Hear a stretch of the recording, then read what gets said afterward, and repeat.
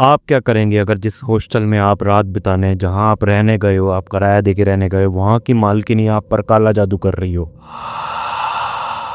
अम्बाला की शीतल सिर्फ एक सस्ती जगह ढूंढ रही थी, लेकिन दिल्ली के ओखला इलाके के उस हॉस्टल में जो उसे मिला, उसने उसका सब कुछ छीन लिया। तो दोस्तों, कैसे हैं आप लोग? मैं जस हॉरर मोहल्ला वाला आज आपके लिए ब्लैक मैजिक की एक ऐसी कहानी लेकर आया हूँ जिसको सुनकर आपके रोंगटे खड़े हो जाएंगे, आपकी रातों की नींद उड़ जाएगी, आप भी किसी हॉस्टल में जाने से पहले 100 बार सोचेंगे। तो दोस्तों, ये कहानी हमारे सब्सक्राइबर शीतल की है। शीतल जो अम्बाला से दिल्ली के ओखला इलाके में जॉब करने आई थी।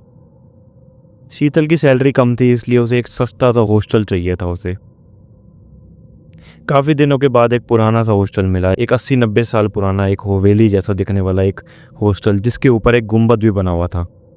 शीतल और उसके जो साथ में उसका डीलर था, उसने दरवाज़ा खटखटाया तो एक बूढ़ी औरत निकली। उस औरत ने काले कपड़े पहने हुए थे और राजस्थानी गहनों से वो पूरे शरीर में ऊपर से नीचे तक लिपटी हुई थी। शीतल को पहले तो थोड़ी वाइब क्रीपी लगी, लेकिन वो उसकी भी मजबूरी थी। हॉस्टल सस्ता था और पैसे उसके पास सिर्फ लिमिटेड थे। जैसा कि मैंने बताया कि शीतल ने मुझे ये बताया कि उसकी सैलरी बहुत ही कम थी, तो उसे एक 2-3 हज़ार के बीच बीच में एक हॉस्टल चाहिए था जहाँ वो रह सके, रात बिता सके। लेकिन ये छोटी सी उसकी एक गलती, एक पैसे बचाने की गलती, उसकी ज़िंदगी तबाह कर दी उसने। शीतल ने बताया हॉस्टल में शीतल के अलावा 3 लड़कियां और रहती थी जिनकी सबकी नाइट शिफ्ट थी। शीतल ने बताया कि उसकी डे शिफ्ट थी और बाकी लड़कियों की नाइट शिफ्ट, और वो अकेली रात को रहती थी उस रूम में। उस हॉस्टल के रूम में 4 लड़कियों में से वो अकेली रात को रहती थी। तो पहले ही अकेला रहना ही, और उतनी पुरानी बिल्डिंग, तो माहौल पहले ही इतना हॉन्टेड बना रहता था। शीतल को शुरू से ही डर लगने लग गया और हुआ भी कुछ ऐसा ही। पहले ही कुछ दिनों में अजीब चीज़ें होने लगी। एक रात शीतल को लगा कि एक पायल की आवाज़ आ रही है। पहले तो वो आवाज़ दरवाजे से आ रही थी। शीतल को लगा शायद वो हॉस्टल की जो ओनर है उसके पैरों की आवाज़ है, लेकिन कुछ ब्लिंक ऑफ आई के अंदर अंदर ही वो आवाज़ खिड़की तक पहुंच गई। मतलब सिर्फ उसने पलक ही झपकाई होगी मैक्सिमम, इतने में वो खिड़की तक पहुंच गई। और खिड़की बिल्कुल रूम के ऑपोजिट साइड थी, जो पॉसिबल बिल्कुल भी एक इंसान के लिए तो पॉसिबल बिल्कुल नहीं है। शीतल ने सोचा कि ये कुछ अजीब तो है। फिर अचानक से उसके पास से निकल के गई वो आवाज़। वो खिड़की से लेके गेट तक बिल्कुल ऑपोजिट साइड था गेट, तो वहाँ से वो निकल के आवाज़ उसके सामने से निकल के गई। तब शीतल को बहुत शक हुआ। उसे लगा कि ये इस हॉस्टल में कुछ तो गड़बड़ है, लेकिन फिर भी वो जैसे जैसे सो गई। सोते सोते शीतल को लगा कि रात को एक कुर्सी पर एक कोई इंसान, कोई औरत सिर झुकाए बैठी हुई है। शीतल ने देखा तो वहाँ कोई नहीं था, लेकिन उसका रूम, वो हॉस्टल का रूम एकदम बर्फ़ जैसा ठंडा हो चुका था।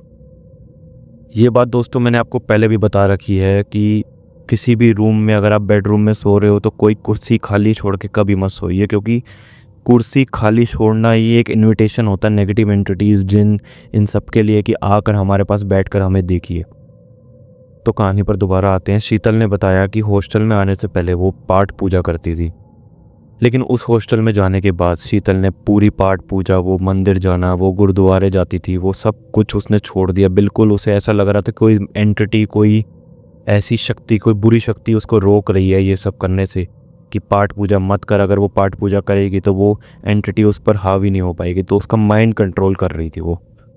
फिर 2-4-5 दिनों के बाद शीतल के शरीर पर अजीब से स्क्रैचेस आने लगे। उसके पूरी बॉडी पर अजीब अजीब से स्क्रैचेस आने लगे। जैसे ही वो सुबह सोकर उठती, उसके पूरी बॉडी पर उसके निशान आने शुरू हो गए, और धीरे धीरे कर कर वो सिर्फ ऐसे ऐसे पार्ट्स पर आ गए जहाँ तक कोई वो पहुँच भी नहीं सकती रात को, क्योंकि जैसे मान लो कि आप थाइस पर ऐसी ऐसी जगह पर निशान आने लग गए इसमें। यहाँ तक कि उसके ऑफिस के दोस्त भी उसे कहने लग गए कि तुम्हारा फेस पहले जैसा नहीं रहा, ये नेक पर क्या हो रहा है। तभी शीतल ने नोटिस करा कि उसकी नेक पर एक मार्क बन रहा था। शीतल ने बताया कि वो मार्क इतना भद्दा मार्क था, इतना बड़ा मार्क था। वो शुरू में तो हल्का हल्का बन रहा था, लेकिन जैसे जैसे टाइम बीतता जा रहा था वो शरीर उसका, वहाँ से उसकी स्किन वहाँ से गलती जा रही थी। शीतल ने बताया एक रात वो सो रही थी, तभी एक चुलेट जैसी औरत उस पर क्रिया कर रही थी। वो चीख कर उठी। वो जैसे ही उठी उसने देखा कि वो सब सपना था, लेकिन वो कमरा, वो रूम जहाँ पर वो रहती थी, उसकी वाइब कुछ एबनॉर्मल सी हो रखी थी। वो पूरा ठंडा पड़ रखा, जबकि वो जून या जुलाई का महीना होगा, जब आपको पता कि गर्मी कितनी होती है, और वो बिना एसी सिर्फ एक पंखे से बैठी हुई थी वहाँ। और इतना ठंडा रूम, ऐसे लग रहा था कि दिसंबर या जनवरी का महीना चल रहा हो, या फिर किसी ने अचानक से एसी चला दिया हो। और कुछ अजीब सी घुटन सी महसूस हो रही थी शीतल को उस रूम में। ये सब होने के बाद शीतल अपने एक ऑफिस की फ्रेंड से उसने ये सब डिस्कस किया कि मेरे साथ ऐसी एबनॉर्मल चीज़ें, ऐसी हॉन्टेड चीज़ें, क्रीपी चीज़ें हो रही हैं। तो उसके ऑफिस की एक फ्रेंड, उसने उसे एक राय दी कि मेरे एक मौलवी जी हैं, क्योंकि वो लड़की मुस्लिम थी। तो उसने बताया कि एक मौलवी जी हैं हमारे यहाँ पे, वो इन सब चीज़ों का इलाज बहुत अच्छे से कर देते हैं। वो ऑफिस की फ्रेंड वो शीतल को अपने साथ उस मौलवी जी के पास लेके गई। उन मौलवी जी के पास लेके जाते ही उन मौलवी जी ने उसे तुरंत शीतल को ये बात बताई कि जिस हॉस्टल में तू रहती है, तू रात गुजारती है, उसकी मालिक ही तेरे पर ब्लैक मैजिक कर रही है, वो काला जादू कर रही है तेरे पे, क्योंकि तू रात को अकेली कर होती है उस हॉस्टल में और कोई नहीं होता उस रूम में, इसलिए वो सिर्फ और सिर्फ तेरे पे कर रही है। तू उसका शिकार बन चुकी है अब। फिर वो शीतल की फ्रेंड, उसने उन मौलवी जी को बोला कि मौलवी जी इसका कुछ हल करिए। तो मौलवी जी ने 1-2 मिनट कोई अपने मुंह पर आंखें बंद करके कोई मंत्र पढ़ा और सीधा शीतल के सिर पर हाथ रख दिया। जैसे ही उन्होंने हाथ रखा, शीतल को उल्टी आई। उसके मुंह से काले पत्थर जैसे छोटे छोटे कंकड़ और काला सलाइवा निकल रहा था, ऐसा गंदा लग रहा था। उसकी फ्रेंड को भी हैरान हो गई वो देखकर कि ये क्या है। यहाँ तक कि वहाँ पर रहते हुए सब लोग हैरान हो गए, क्योंकि उसके अंदर से ऐसी गंदी चीज़ें निकल रही थी। मौलवी जी ने कहा, अगर आज की रात भी तूने उस हॉस्टल में बिता दी तो समझ कि तेरा अंत नज़दीक है, और इस काले जादू का अंत फिर मैं भी नहीं कर पाऊंगा, इसका तोड़ फिर कोई नहीं कर पाएगा। ये सब सुनने के बाद शीतल और उसकी फ्रेंड दोनों बहुत डर गई। वो लोग दोनों की दोनों वो भागती हुई उसके हॉस्टल के बाहर गई, लेकिन शीतल ने अपनी फ्रेंड को हॉस्टल के बाहर रोक दिया कि तू यहाँ ही पर रुक, तू अंदर मत जाइयो, मैं अकेली जाऊँगी, मैं अपना सामान पैक करूँगी। और शीतल ने बताया उसने करा भी कुछ नहीं हुई। अंदर जाते ही उसने अपना सामान पैक करना शुरू कर दिया, पर एक अनदेखी शक्ति, एक ऐसी स्पिरिट, या फिर उसको एक हवा कह सकते हैं, जो शीतल को रोक रही थी। उसका हाथ पकड़कर बार बार उसको पीछे खींच रही थी। शीतल को साफ फील हो रहा था कि उसको कोई खींच रहा है उसके पीछे। यहाँ तक कि ये सब होने के बाद शीतल को अपने हाथ पर उंगलियों के निशान तक दिखे कि वो लाल निशान, उसके हाथ की स्किन दबी हुई थी एकदम। लेकिन फिर भी शीतल किसी तरह वहाँ से भागने में, उस हॉन्टेड हवेली से भागने में कामयाब हुई। वो जैसे ही नीचे उतरी, उसकी फ्रेंड सामने खड़ी थी और उसने भी उसके हाथ पर वो निशान नोटिस करे, उसकी गर्दन पर निशान नोटिस करा, जो निशान उसका गला हुआ था, जो मैंने आपको स्टार्टिंग में बताया था कि शीतल ने बताया था कि उसकी गर्दन लेफ़्ट साइड से गल चुकी थी। तो वो निशान भी हल्का सा हैवी दिख रहा था उसको। तो उसकी फ्रेंड ने ऐसे देखते भागते हुए दोनों सामान उठा के वहाँ से निकले। वो थोड़ा दूर गए, फिर उन्होंने जाके वहाँ पे सांस ली कि अब देखते हैं कि आगे क्या करना है।